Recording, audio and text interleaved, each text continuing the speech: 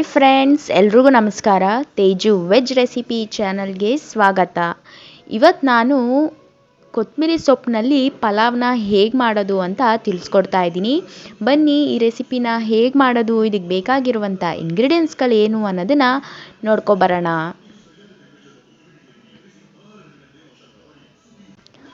ಮೊದಲಿಗೆ ಇಲ್ಲಿ ನಾನು 4 ಲೋಟದಷ್ಟು ಅಕ್ಕಿನ ತಗೊಂಡಿದ್ದೀನಿ.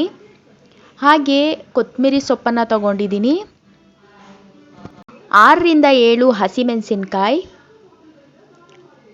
ಹಾಗೆ 1 ಇಂಚ್ನಷ್ಟು ಶುಂಠಿ, 1 ಉಂಡೆಯಷ್ಟು ಬೆಳ್ಳುಳ್ಳಿ, 1 ಈರುಳ್ಳಿನ ಈ ರೀತಿ ಸಣ್ಣದಾಗಿ ಕಟ್ ಮಾಡಿ ಇಟ್ಕೊಂಡಿದ್ದೀನಿ. ಹಾಗೆ 2 ದಪ್ಪ ಸೈಜಿನ ಟೊಮ್ಯಾಟೊ, ಹಾಗೆ 1 ಇಂಚ್ನಷ್ಟು ಚಕ್ಕೆ, 5 ಲವಂಗ, ಹಾಗೆ 2 ಏಲಕ್ಕಿ, ಹಾಗೆ ರುಚಿಗೆ ತಕ್ಕಷ್ಟು ಉಪ್ಪು. ಬನ್ನಿ ಈಗ ಹೇಗೆ ಮಾಡೋದಂತ ನೋಡ್ಕೊಬರೋಣ. ಈಗೊಂದು ಮಿಕ್ಸಿ ಜಾರನ್ನು ತಗೊಂಡು ಅದಕ್ಕೆ ನಾವು ತಗೊಂಡಿರೋವಂಥ ಕೊತ್ತಂಬರಿ ಸೊಪ್ಪನ್ನು ಸೇರಿಸ್ಕೊಂಡು, ಹಾಗೆ ಇದಕ್ಕೆ 1 ಇಂಚ್ನಷ್ಟು ಶುಂಠಿ, ಹಾಗೆ 1 ಗೆಡ್ಡೆಯಷ್ಟು ಬೆಳ್ಳುಳ್ಳಿ, ಹಾಗೆ ಒಂದು 5 ರಿಂದ 6 ಹಸಿಮೆಣಸಿನಕಾಯಿನ ಸೇರಿಸ್ಕೊಂಡು ನೀರನ್ನು ಸೇರಿಸಿ ನುಣ್ಣಗೆ ರುಬ್ಕೊಂಡು ಬರ್ತೀನಿ. ನೀವು ಕೊತ್ತಂಬರಿ ಸೊಪ್ಪನ್ನು ಜಾಸ್ತಿ ಹಾಕೋಬೇಕು, ಯಾಕೆಂದರೆ ನಾವು ಮಾಡ್ತಾ ಇರೋದು ಕೊತ್ತಂಬರಿ ಸೊಪ್ಪು ಬಾತ್ ಆಗಿರೋದ್ರಿಂದ ನೀವು ಕೊತ್ತಂಬರಿ ಸೊಪ್ಪನ್ನು ಜಾಸ್ತಿ ಸೇರಿಸ್ಕೋಬೇಕು. ಈಗ ಒಂದು ಕುಕ್ಕರ್ನ ಇಟ್ಕೊಂಡು ಅದಕ್ಕೆ ಒಂದು 3 ಟೇಬಲ್ ಸ್ಪೂನಷ್ಟು ಎಣ್ಣೆ, ಹಾಗೆ ಚಕ್ಕೆ, ಏಲಕ್ಕಿ, ಲವಂಗ, ಹಾಗೆ 2 ಹಸಿಮೆಣಸಿನಕಾಯಿನ ಸೇರಿಸಿ ಇದನ್ನು 1 ಸೆಕೆಂಡ್ ಫ್ರೈ ಮಾಡ್ಕೊತಾ ಇದ್ದೀನಿ. ಇದು ಫ್ರೈ ಆದ ನಂತರ ಈಗ ಕಟ್ ಮಾಡಿ ಇಟ್ಕೊಂಡಿರುವಂಥ ಈರುಳ್ಳಿನ ಸೇರಿಸ್ಕೊಂಡು ಈರುಳ್ಳಿ ಒಂಬಣ್ಣ ಬರೋ ತನಕ ನಾವಿಲ್ಲಿ ಫ್ರೈ ಮಾಡ್ಕೋಬೇಕು. ನೀವೇನಾದರೂ ಇದೇ ಫಸ್ಟ್ ಟೈಮ್ ನನ್ನ ಚಾನಲ್ನ ನೋಡ್ತಿದ್ರೆ ದಯವಿಟ್ಟು ಸಬ್ಸ್ಕ್ರೈಬ್ ಮಾಡಿ, ಹಾಗೆ ಪಕ್ಕದಲ್ಲಿರೋ ಬೆಲ್ ಐಕಾನ್ನ ಕ್ಲಿಕ್ ಮಾಡಿ.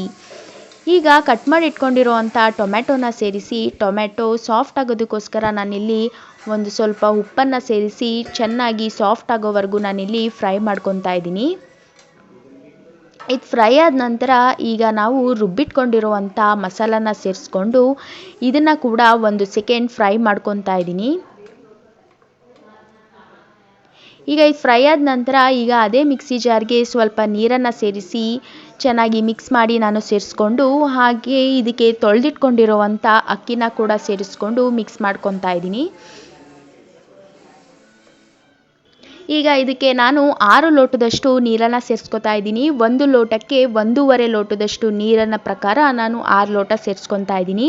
ಹಾಗೆ ಇದಕ್ಕೆ ರುಚಿಗೆ ತಕ್ಕಷ್ಟು ಉಪ್ಪು, ಹಾಗೆ ಕೊತ್ತಂಬರಿ ಸೊಪ್ಪನ್ನು ಸೇರಿಸಿ ಒಂದು ಸತಿ ಈ ರೀತಿ ಮಿಕ್ಸ್ ಮಾಡಿ ಕುಕ್ಕರ್ ಲಿಡ್ಡನ್ನು ಮುಚ್ಚಿ 2 ವಿಷಲ್ ಕೂಗಿಸ್ಕೊಂಡು ಬರ್ತೀನಿ.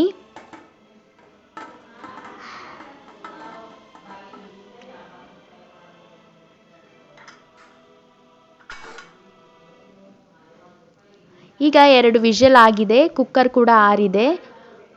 ಈಗ ನೋಡೋಣ ಹೇಗಾಗಿದೆ ಅಂತ.